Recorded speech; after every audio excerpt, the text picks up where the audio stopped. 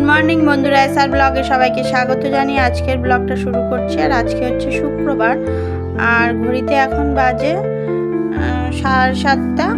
আর এখনই সকালে একটু চা করে নিয়েছি, চা আর মুড়ি দিয়ে খেয়ে নিচ্ছি। সকাল সকাল চা, খালি পেটে চা খাওয়াটা ঠিক নয়, ওই জন্য চা আর একটু মুড়ি খাচ্ছি। সব দিন বিস্কুট দিয়ে খাই, আজকে কি জানি মনে হলো একটু মুড়ি দিয়েও চা খাওয়া যাক, তাই জন্য একটু মুড়ি দিয়ে চা খেয়ে নিচ্ছি। আর ছোটো মেয়ে রয়েছে পাশে, বসে পড়তে বসাবো। ও এখন ঘুম থেকে উঠে এসছে, ব্রাশ করবে তারপরে পড়তে বসবে, ওই জন্য আমি সেটাই বলছিলাম ওকে যে পড়তে বসো। আর সেটা বসে রয়েছে ওখানে, আর আমি চাটা খেয়ে নিচ্ছি। চাটা খাওয়ার পরে আমি ঘরের কাজকর্ম সমস্ত শুরু করব, ঘরের বিছানাগুলো তুলবো। আর এই যে দেখো বন্ধুরা, বিছানাটা সুন্দর করে গুছিয়ে পরিষ্কার করে নিয়েছি। আর অন্য ঘরের বিছানাগুলোও তুলবো। দেখো এই ঘরের বিছানাটা পরিষ্কার করে নিয়েছি, আর এই ঘরের বিছানাটাও তুলে নিয়েছি। আর আজকে সকালে টিফিনে করেছিলাম আলু ভাজা, রুটি আর পেঁপে আলুর তরকারি করেছিলাম। যেহেতু আমার শ্বশুরমশাই, আমার হাজব্যান্ড, ওরা পেঁপে আলু খায় না, আলু ভাজাটা পছন্দ করে না, ওই জন্য। আর এই যে শাশুড়ি মার রুটি, আমার হাজব্যান্ডের রুটিটা গুছিয়ে রেখেছি। আর ছোটো মেয়ে যেহেতু স্কুলে যাবে, ওর জন্য টিফিনটা গুছিয়ে নিয়েছি। এই যে আলু ভাজা আর রুটি টিফিনটা গুছিয়ে রেখেছি। আর এখন হচ্ছে সবাই চলে গেছে স্কুলে যে যার মতন। আর এখন আমি দুপুরবেলার যে রান্নাটা হবে সেইটা গুছিয়ে নিচ্ছি। দুপুরবেলা আজকে একটু ডাল করব, কালকে যেহেতু একাদশী রয়েছে, শনিবার একাদশী, আর এটা ভালো একাদশী রয়েছে, আর তাই জন্য আমি আজকে একটু নিরামিষ রান্না করব। কেননা শাশুড়ি মা আজকে নিরামিষ খাবেন, ওই জন্য পরের দিন একাদশীর আগের দিন নিরামিষ খায়, ওই জন্য নিরামিষটা করা হবে। আর এই যে ভাই এসেছে, ভাই কথা বলছে, ভাইয়ের সাথেই আমি কথা বলছিলাম। ভাই বলতে ছোট দেবার্ঘ, পাশের বাড়ি যেটা থাকে, ছোট ছেলে, আমার মেয়েরা ওরা ভাই ভাই করে ডাকে, সেই কথাই বলছিলাম যে ভাই, আমি দেব বলে ডাকি। আর এই যে ও এসছে পাশে, ওর সাথেই কথা বলছিলাম, হাসাহাসি করছিলাম। আর এখন লাউটা কেটে নিচ্ছি, লাউ দিয়ে ডাল করব, আর করব লাউ একটু ঘন্ট, আর বেগুন ভাজবো। এই হবে নিরামিষ রান্না, সেরকম কিছু করব না। আর যদি কেউ মনে করে যে ডিম ভাজা খাবে, ওদের জন্য একটু ডিম ভাজা করে দেব, ওই জন্য। আর সেরকম তরকারি আর কিছুই রান্না করলাম না। দেখো আমার স্নান সেরে পুজো দেওয়া হয়ে গেছে, সব কিছু আগেই গুছিয়ে রেখেছিলাম। আর এখন রান্নায় চলে এসেছি দেখো বন্ধুরা।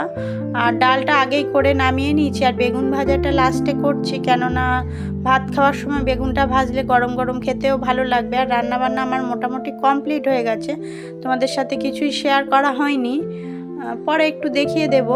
আর দেখো কিছু বেগুন রেখেছি খোসা শুদ্ধ, আর কিছু বেগুন রেখেছি খোসা তুলে, মানে খোসা ছাড়িয়ে রেখেছি। কেননা খোসা ছাড়িয়ে বেগুন সবাই ভালো খায়, কিন্তু খোসা শুদ্ধ বেগুন খায় না কেউ।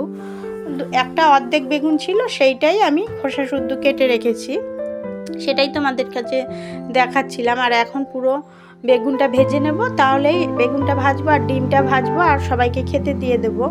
তাহলে দেখতে থাকো, আমি বেগুনটা ভেজে নিই বন্ধুরা। আর কি কি রান্না হয়েছে, রান্না তো হয়েছে কি কি বলে দিলাম, কিন্তু তোমাদের সাথে শেয়ার করব যখন সবাইকে ভাত গুছিয়ে দেব, তখন শেয়ার করব। আর এই যে দেখো আমার সমস্ত বেগুনটাই ভাজা হয়ে গেছে, এই যে। আর এই যে ডালটা হয়ে গেছে, এই যে ডালটা রেখে দিয়েছি, লাউ দিয়ে ডাল করেছিলাম, সেই ডালটা রয়েছে পাশে। আর কি কি রান্না করেছি সেটা তোমাদের সাথে দেখাচ্ছি। একটু মান কচুর পাতা আমার শাশুড়ি মা বেটে দিয়েছিলেন, কি করে বাটা হয় বা কি কি দেয়া হয়, এর আগের ব্লগে দেখিয়েছিলাম একদিন মান কচুর পাতা বাটাটা।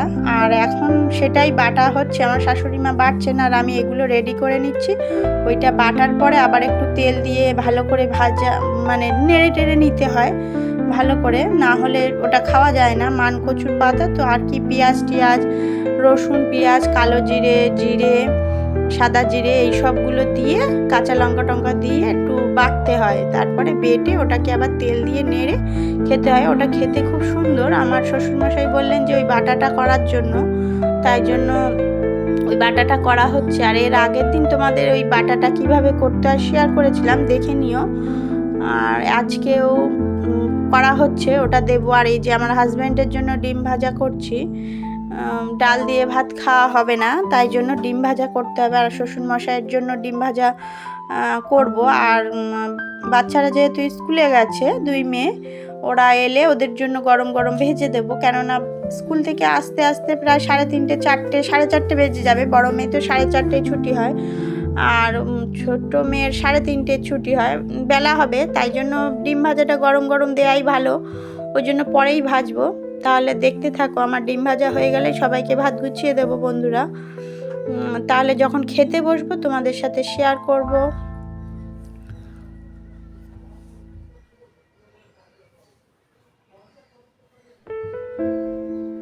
এই যে দেখো বন্ধুরা, ভাত গুছিয়ে দিয়েছে। এই যে ডাল আর বেগুন ভাজা, ডিম ভাজা, আর এইটা হচ্ছে পাতা বাটা, আর ওটা লাউ ঘন্ট, সমস্ত এই যে গুছানো হয়ে গেছে। তাহলে বন্ধুরা টাটা, ভিডিওটি এই পর্যন্তই।